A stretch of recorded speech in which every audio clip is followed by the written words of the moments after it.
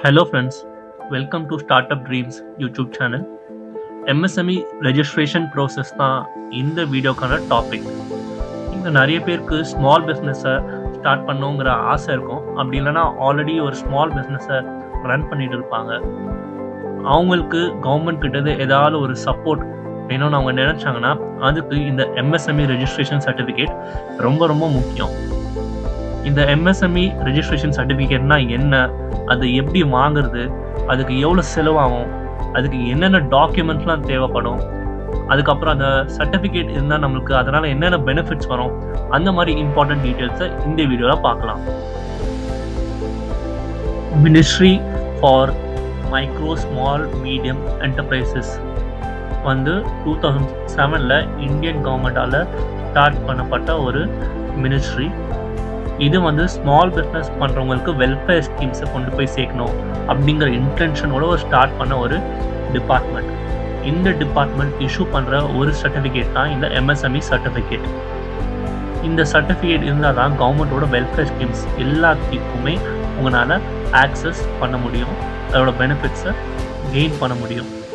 இது யார் வாங்கலான்னு பார்த்தீங்கன்னா, நீங்கள் ஒரு இண்டிவிஜுவலாக இருந்து ஒரு சோல் ப்ராப்பரேட்டர்ஷிப் மாதிரி உங்கள் பிஸ்னஸை ரன் பண்ணிட்டு வந்தீங்கன்னா உங்களால் இந்த சர்டிஃபிகேட்டை வாங்க முடியும். அப்படி இல்லை, நீங்கள் ஆல்ரெடி ஒரு பார்ட்னர்ஷிப் ஃபர்ம் கம்பெனி இல்லை ஒரு ப்ரைவேட் லிமிடெட் கம்பெனியை ரெஜிஸ்டர் பண்ணியிருந்தீங்கன்னா உங்களாலேயும் இந்த சர்டிஃபிகேட்டை வாங்க முடியும். கம்பெனி வச்சுருக்கவங்களுக்கு மைக்ரோ ஸ்மால் மீடியம் எப்படி கேட்டகரைஸ் பண்ணுவாங்கன்னா, இன்வெஸ்ட்மெண்ட் அண்ட் ஆனுவல் டர்ன் ஓவரை வச்சு தான் இதை செப்பரேட் பண்ணுவாங்க. இன்வெஸ்ட்மெண்ட் லெஸ் தேன் 1 crore இருந்துச்சுன்னா அது micro, less than 1 crore above 10 crore இருந்துச்சுன்னா அது small, above 10 crore less than 50 crore இருந்துச்சுன்னா அது மீடியம். இந்த MSME ரெஜிஸ்ட்ரேஷன் சர்டிஃபிகேட் வச்சிருக்கனால முக்கியமான பெனிஃபிட்ஸ் என்னென்னு பார்த்தீங்கன்னா, உங்களுக்கு வேறு யாராவது ஒரு வெண்டர் இல்லை சப்ளையர் பேமெண்ட்டை கண்டினியூஸாக டிலே பண்ணிகிட்டே இருந்தாங்கன்னா உங்களால் அவங்க மேலே கம்ப்ளீட் பண்ணி ஆக்ஷன் எடுக்க வைக்க முடியும். MSME சர்டிஃபிகேட் இருக்கிற கம்பெனிஸ்க்கு ஸ்பெஷல் அட்டென்ஷன் கொடுக்கப்படும். அதுக்கப்புறமா நீங்கள் பேங்க்கில் ஏதாவது லோனுக்கு அப்ளை பண்ணிங்கன்னா இந்த சர்டிஃபிகேட் இருந்துச்சுன்னா உங்களுக்கு அட்ராக்டிவ் இன்ட்ரெஸ்ட் ரேட்ஸ் கிடைக்கும். அதுக்கப்புறம் கவர்மெண்ட் கிட்ட நிறைய சப்சிடிஸ் கிடைக்கும், எலக்ட்ரிக் பில்ல சப்சிடிஸ். அதுக்கப்புறம் நீங்கள் ஏதாவது ஒரு மேனுஃபேக்சரிங் பிளான்ட் எஸ்டாப்ளிஷ் பண்ணோன்னா அதில் சில பல சப்சிடிஸ் உங்களுக்கு கிடைக்கும். அதுக்கப்புறமா கவர்மெண்ட் கிட்ட ஏதாவது டெண்டர் வாங்கினாலும் உங்களுக்கு ஈஸியாக கிடைக்கும். இதுக்கு என்னென்ன டாக்குமெண்ட்ஸ் தேவைப்படும் அப்படின்னு நீங்கள் பார்த்தீங்கன்னா, ஆதார் கார்டு, பேன் கார்டு, இது ரெண்டும் தான் compulsory documents. Aadhaar verification, PAN verification, இது ரெண்டுத்தையுமே கம்ப்ளீட் பண்ணிட்ட பிறகு தான் உங்களால் இந்த ரெஜிஸ்ட்ரேஷன் சர்டிஃபிகேட்கே அப்ளை பண்ண முடியும். ஸோ அதனால் இந்த 2 டாக்குமெண்ட்ஸ் கம்பல்சரி தேவை. அதுக்கப்புறம் இதுக்கு என்ன ஃபீஸ் அப்படின்னு பார்த்தீங்கன்னா, கவர்மெண்ட் எந்த ஃபீஸுமே ப்ரிஸ்கிரைப் பண்ணல. ஆன்லைனில் நீங்களே ரெஜிஸ்டர் பண்ணிங்கன்னா ஃப்ரீயாகவே உங்களால் இந்த ப்ராசஸை கம்ப்ளீட் பண்ண முடியும்.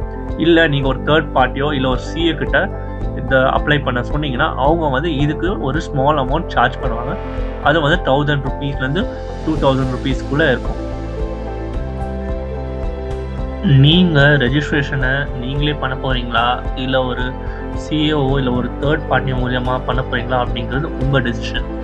ஃபீஸ் கொடுக்க நீங்கள் ரெடியாக இருந்தீங்கன்னா CA கிட்ட பண்ணிக்கலாம். அப்படி இல்லைன்னா நீங்களே ஆன்லைனில் போய் ரெஜிஸ்டர் பண்ணலாம். நீங்களே ஆன்லைனில் ரெஜிஸ்டர் பண்ணணும்னு நினச்சிங்கன்னா நீங்கள் ஃபஸ்ட்டு பண்ண வேண்டிய விஷயம் MSME டிபார்ட்மெண்ட்டோட அஃபிஷியல் வெப்சைட்டை விசிட் பண்ணணும். அங்கே தான் உங்களால் இந்த ரெஜிஸ்ட்ரேஷனை கம்ப்ளீட் பண்ண முடியும். அந்த வெப்சைட்டை விசிட் பண்ணும்போது ரெஜிஸ்டர் ஹியர் அப்படிங்கிற ஒரு ஆப்ஷன் இருக்கும், அதை கிளிக் பண்ணுங்கள். அதை கிளிக் பண்ண பிறகு ஒரு பேஜ் ஓப்பன் ஆகும். அதில் உங்களோட ஆதார் டீட்டெயில்ஸை என்டர் பண்ண வேண்டியது இருக்கும். அதுக்கப்புறம் கிளிக் ஆன் ஜென்ரேட் OTP. அப்போது ஒரு OTP நம்பர் ஜென்ரேட் ஆகும், அதை நீங்கள் என்டர் பண்ணணும். அப்படி பண்ணிங்கன்னா உங்களோட ஆதார் நம்பர் வெரிஃபை ஆகிடும். அதே மாதிரி உங்களோட பேன் கார்டு டீட்டெயில்ஸையும் என்டர் பண்ணி உங்களோட பேன் நம்பரையும் வெரிஃபை பண்ண வேண்டியது வரும். இந்த 2 வெரிஃபிகேஷனையும் முடிச்சிட்டிங்கன்னா உங்களால் உதயம் ரெஜிஸ்ட்ரேஷன் ஃபார்முக்கு போக முடியும்.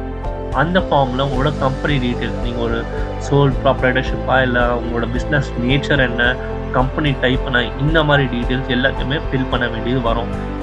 அந்த டீட்டெயில்ஸ் எல்லாம் ஃபில் பண்ணிட்ட பிறகு கிளிக் ஆன் சப்மிட் ஆப்ஷன். அப்போது உங்களோட ஃபார்ம் சப்மிட் ஆகிடும். சப்மிட் பண்ண 2 hours 2 daysக்குள்ளே இந்த ஃபார்மை ப்ராசஸ் பண்ணுறதுக்கு டைம் எடுக்கும். ஒன்ஸ் ரெஜிஸ்ட்ரேஷன் அப்ரூவ் ஆயிடுச்சுன்னா நீங்கள் ரெஜிஸ்டர் பண்ணும்போது கொடுத்த இமெயில் ஐடிக்கு இந்த எம்எஸ்எம்இ சர்டிஃபிகேட் வரும். அப்படி உங்களுக்கு அந்த சர்டிஃபிகேட் கிடைச்சிருச்சுன்னா உங்களோட ரெஜிஸ்ட்ரேஷன் சக்ஸஸ்ஃபுல் அப்படிங்கன்னு அர்த்தம்.